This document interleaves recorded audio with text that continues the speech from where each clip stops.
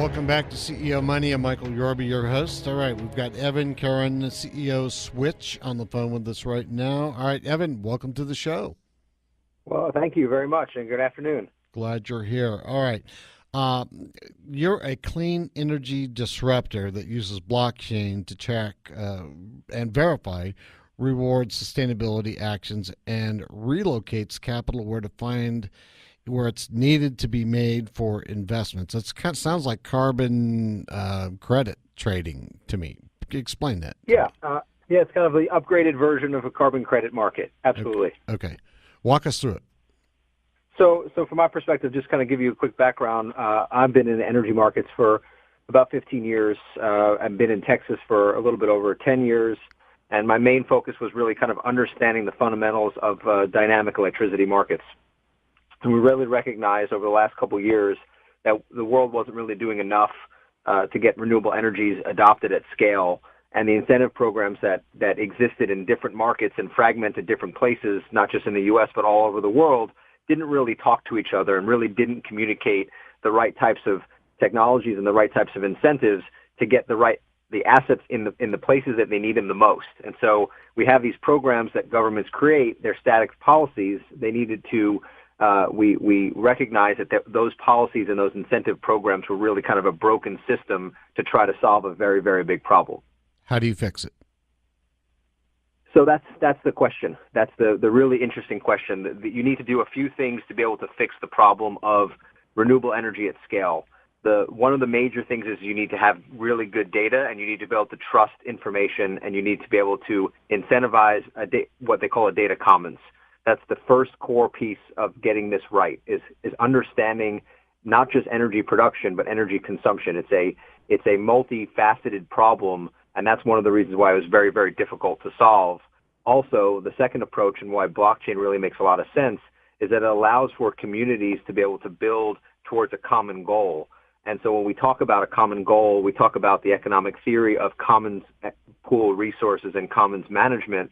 And we recognize that we need to do more and treat the energy markets as a commons rather than a competitive marketplace that tries to hoard resources and or control specific,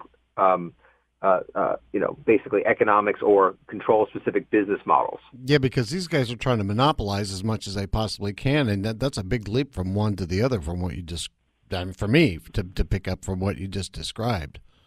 That's right. And I think, being in the energy markets, what we were at a conference yesterday with kind of the world leaders on impact and climate.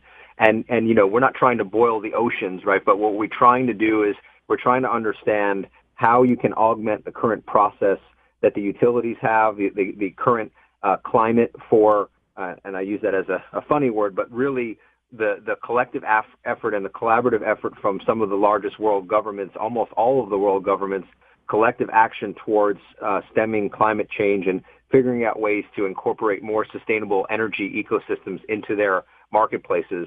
And it's very hard to do in regulated markets that have high levels of monopolistic control. And if you're looking at blockchain in general, we talk about disintermediation, we talk about disaggregation, and we talk about decentralization.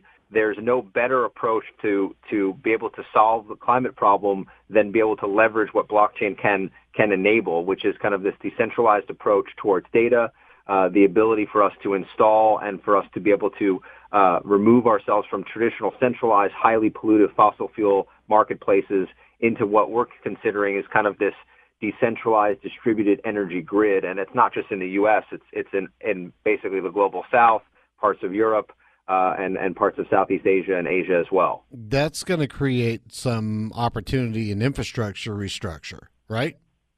Absolutely, yeah. I mean, I think from our perspective, we see a significant amount of job growth, not just in the U.S., obviously globally, around solar installation, smart meters, microinverters, and microcontrollers inside of homes.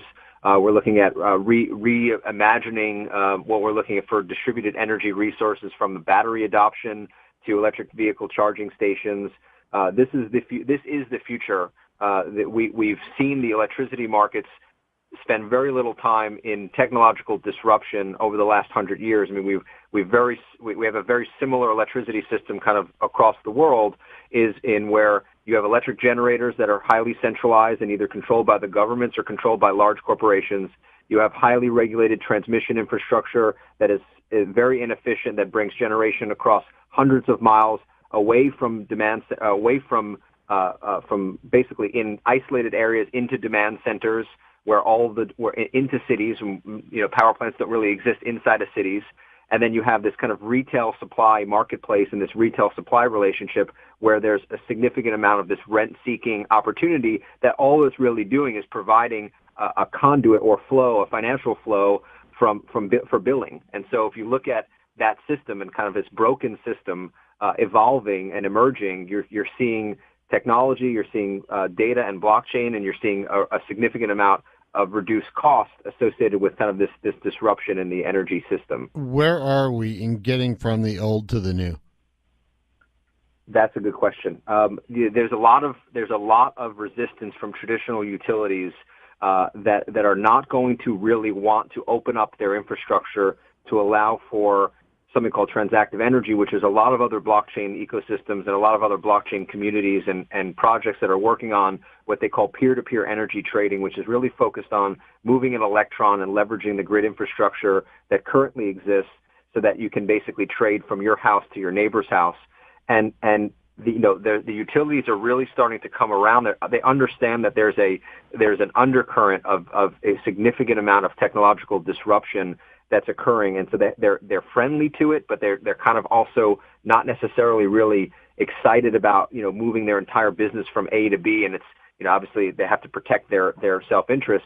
But when we talk about Swytch and the project that we're working on, our focus is much more on a data layer. Our focus is much more on an attribution of an activity and an asset, and then identifying the right types of assets that need to actually be implemented and installed to actually have the greatest impact on the grid from a greenhouse gas and emissions standpoint. So when we flip the objective function away from disrupting a business model and we move it more towards identifying resources and also incentives and or behavioral approaches to reducing consumption and reducing fossil fuel based generation, then things get very interesting very quickly. Evan, and we have Evan, yes. we got it. We got a hard break. We got to end, but I want to invite you to come on to the TV show. We'll talk about that more in depth. No more time constraints there. All right. All right. Awesome. Well, it was great talking to you, and look forward to speaking again. Thanks, Evan Caron, CEO, Swytch, SWYTCH.io. You've been listening to CEO Money with Michael Yorba. We'll talk to you again real soon.